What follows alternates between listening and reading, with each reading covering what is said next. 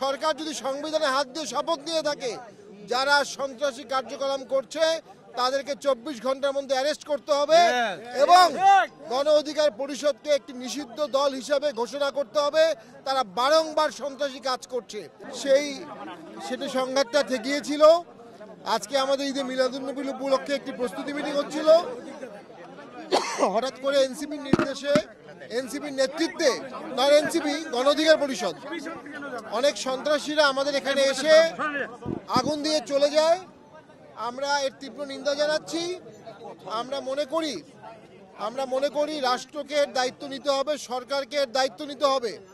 যারা মব সৃষ্টি করবে তাদের বিরুদ্ধে কোনো জুডিশিয়াল এনকোয়ারি হচ্ছে না, যারা মব করছে তাদের বিরুদ্ধে মামলাও নিচ্ছে না, তাদেরকে অ্যারেস্ট করা হচ্ছে না, অ্যারেস্টের হুমকি দেওয়া হচ্ছে যারা মবের ভিকটিম হচ্ছে।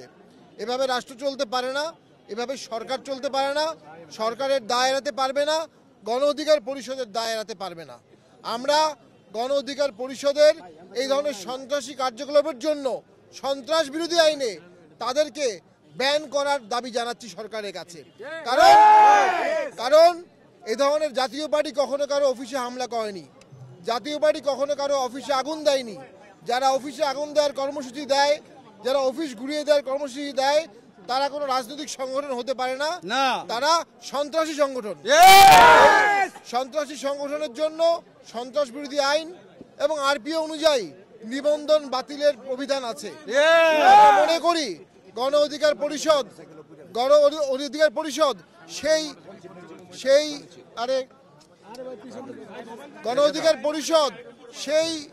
সেই আইনের মধ্যে পড়ে গেছে, যে আইনের মধ্যে পড়ার কারণে আমরা সরকারের কাছে দাবি জানাবো, সরকার যদি আইনের শাসক হয়ে থাকে, ন্যায় বিচারের শাসক হয়ে থাকে, সরকার যদি সংবিধানে হাত দিয়ে শপথ নিয়ে থাকে, যারা সন্ত্রাসী কার্যক্রম করছে তাদেরকে 24 ঘন্টার মধ্যে অ্যারেস্ট করতে হবে এবং গণ অধিকার পরিষদকে একটি নিষিদ্ধ দল হিসাবে ঘোষণা করতে হবে।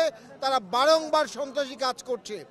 আমরা জানতে পেরেছি একটি জুডিশিয়াল এনকোয়ারি কমিটি হয়েছে, আমরা সুষ্ঠু তদন্তকে স্বাগত জানাই।